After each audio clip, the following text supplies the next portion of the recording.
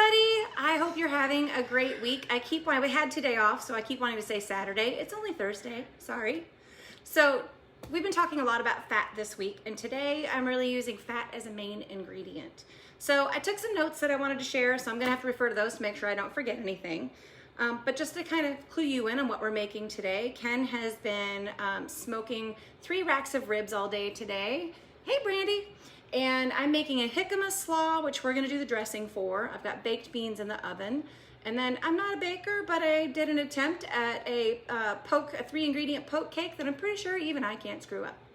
So, we have company here tonight. My friend Rebecca, my Pampered Chef partner in crime, is here to visit. And so I wanted to roll out the red carpet and give her a really great meal. Okay, so let's talk about fat and then we'll get started on the salad dressing. So we've talked a lot about the 3 major roles that fat plays, right? It can be a seasoning, it can be a cooking medium, and it can be a main ingredient. And I know that sounds weird because typically we don't gnaw on a hunk of fat as a main ingredient, right? So to really think about how to determine what role your fat is playing or fat is playing in your dish, here's a few questions to ask yourself. Will it bind things together? If it does, it's a main ingredient. Will it add texture? If it does, it'll be a main ingredient. Will it be heated and then used to cook your food? If it is, then it's a cooking medium. Does fat play a flavor in the role? And if it does, then yes, it is a main ingredient. So that's kind of how you want to think about the fats that you're using. And once you've answered those questions, you'll have a better idea of what fat to use in your recipes as you're trying things in the kitchen. So for example, we're gonna do a salad dressing right now, and I really want the flavor of that olive oil to come through. I don't necessarily want to taste vegetable oil if I'm making a pesto that's olive oil and almond or pine nuts and basil, right? So be thinking, I don't want butter in my pesto, but I love to season my vegetables with butter. So think about the flavor, the texture, and how you're gonna be using it to really pick the fat that's gonna work for you. So all that said, today we're working with olive oil. So olive oils, you can run the gamut, find a bunch in stores, you can find olive oil specialty shops. The big deciding factor for me is, do I really want to taste the olive oil, or am I using it as a cooking medium? If you're using it as a cooking medium, you can use any everyday olive oil that you have around. But in a salad dressing, one moment, Alexa, stop. Baked beans are done. Okay, so in a salad dressing though, I really want to taste that olive oil come through, and it's a great opportunity to use flavored olive oils and those higher quality olive oils. If you're going to be finishing with oils, then it's a garnish, right? Or a seasoning. It's not so much a main ingredient. So I know I threw a lot at you, but let's put it into practice. And we're going to make this dressing for my Jicama Slaw. And we're going to use 6 tablespoons of olive oil. Now in most salad dressings, you'll find equal parts of oil or fat and acid. So keep that in mind, and you can really change out your oils, your vinegars, your seasonings to be whatever you want. Now I'm using a high quality olive oil here that I purchased at our local wine bar and oil shop called Ramo d'Oliva, and it's in downtown Bentonville. It's one of my favorite places to go, and she does a great job at sourcing high quality olive oils. 4, 5, oh, I'm gonna have to go refill this bottle. It's seen a lot of salad dressing. Now I'm sticking with a basic, when I say basic olive oil, an unflavored olive oil for this recipe, because I really want the flavors of the spices and the slaw to come through. But if I were doing more of a green salad, I might use a different flavored oil and add maybe a little bit of garlic oil, or I love to use rosemary oil on roasted potatoes. All right, for this recipe, we're gonna use a seasoned rice vinegar.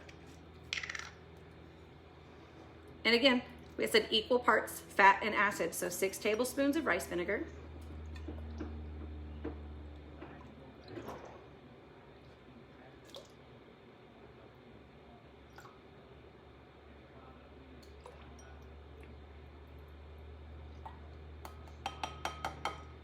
This dressing is going to be a great balance for Ken's spicy ribs. It's going to have a little bit of sweetness, a little bit of spice, a nice crisp acidity. All right, so then I'm going to add 3 tablespoons of lime juice.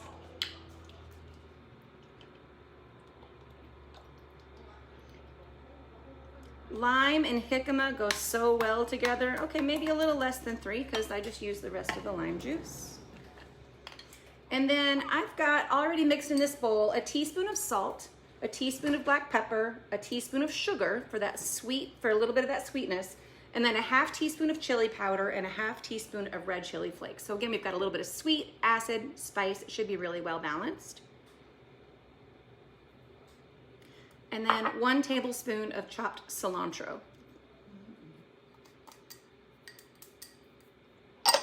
And we're just gonna whisk all that together.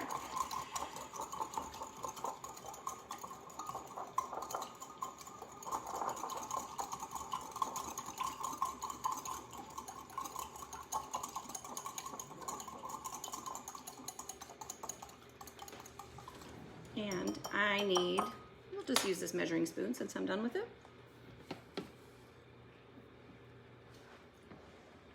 Oh, it's good. That strong flavor of olive oil comes through. Hang on, let me get Rebecca a spoon so she can try it. Tell me what she picks up.